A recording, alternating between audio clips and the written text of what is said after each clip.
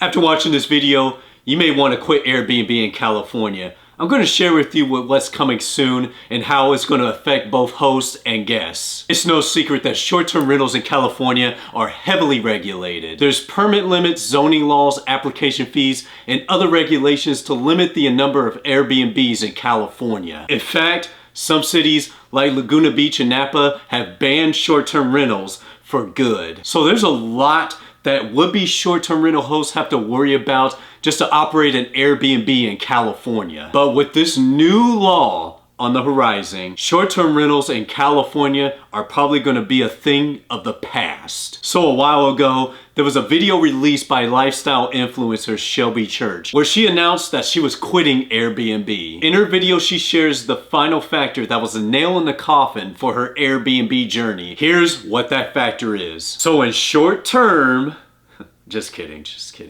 So in short, California, from a majority vote, is passing a new law. And that new law is going to be SB 584. And coming into effect at January 1st, 2025, this new law is going to charge a short-term rental tax rate. And that rate is going to be charged to guests who stay at short-term rentals in California. Now, mind you, there's already what you call a transient occupancy tax, which is charged to any guest that stays at a hotel, vacation home, or short-term rental. However, the inclusion of the short-term rental tax means that guests will have to pay that and the transient occupancy tax. Now, California believes with this new law, they can use the extra tax money to build affordable housing for Californians. Now, I'm going to tell you why this could be a big deal. So the transient occupancy tax is 10% of the cost for anybody that stays at a resort or short-term rental. Now, with this new law that's coming into effect, that's going to add an extra 15% tax rate that a guest would have to pay to stay at a short-term rental. So let's do some math here. Suppose somebody wants to stay at an Airbnb in Malibu, California, and they want a nice clear view of the water and the skies. They rent a one-bed, one-bath vacation home for $585 a night, Friday through Sunday. They would pay $1,755 for the weekend, plus, theoretically, $160 cleaning fee and $176 in transient occupancy tax. That totals $2,091. Now, let's take that added short-term rental tax into account here. Now, take everything the guest has to pay already, plus add $263 in short-term rental tax, and you have $2,354 for the weekend. And keep in mind, the guest will still have to pay for a flight, maybe a car rental, and still have some money left over for some food and activities. You can imagine how expensive it can get. It's no question that people have grown to hate short-term rentals, seeing them as money-siphoning getaway establishments. Some guests have legitimately had bad experiences at staying at short-term rentals, and I can see their point.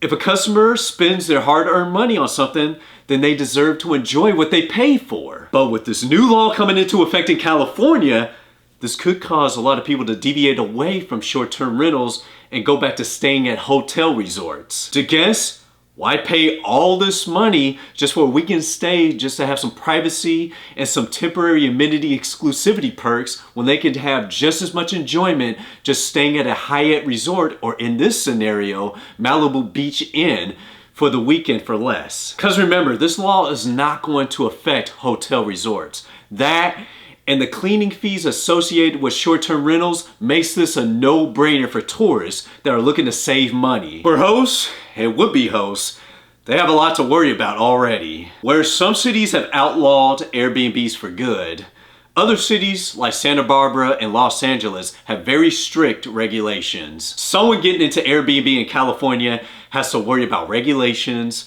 license and permit requirements, application and license renewal fees, purchasing and fully furnishing the property, marketing the property, and purchasing software to be able to manage the property themselves. And let's not forget, there's a steep competition to collide with for guest acquisition rights. Operating an Airbnb is a business in itself. And now with this upcoming short-term rental tax law coming into effect, even though hosts don't have to pay for it, It's going to level the playing field for hotel resorts in California to reclaim market share in the hospitality industry. It could explain why a lot of investors in California have jumped ship from utilizing the Airbnb business model and have converted their properties back to long-term rentals.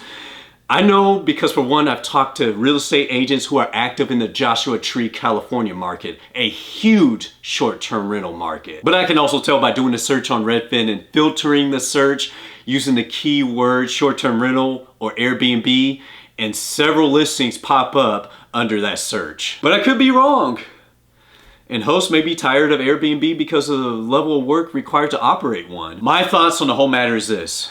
You have a business model that has faced scrutiny and resistance from residents and local governments, and thus the regulations and fees have came into effect. And now it's going to be altered further by a state that's ruled by a political fist. And they're trying to justify its reasoning to charge more taxes to tourists to use for a good cause. Yes, California needs affordable housing. But the question is this: why take a business model and tack on more taxes to it to possibly create an adverse effect? And why charge this tax to the short-term rental market?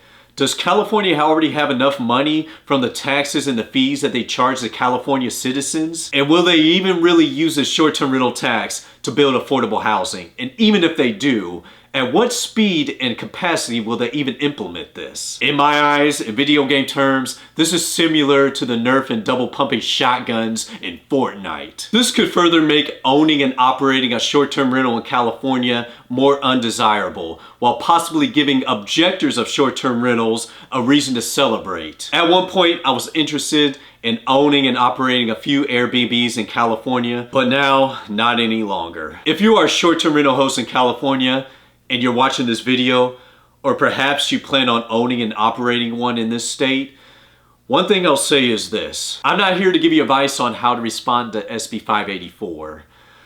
But take this information, do your research on this new law, weigh your options, and see what makes sense for you. For me, in my opinion, from a business standpoint, and the direction California is taking with Airbnbs, it doesn't make sense for me to own and operate an Airbnb in California. California is not a landlord-friendly state. California is not a lender-friendly state. And now, in my opinion, California is becoming a non-short-term rental-friendly state. Thank you for watching this video. I shared details on this new law and my thoughts on what may take place in the future. But maybe you have a different opinion. Maybe I'm wrong with everything I said. I'd love to read some of your comments on the matter below. And if you enjoyed this content and want to see more content like this, please leave a like and subscribe. Take care and stay wealthy.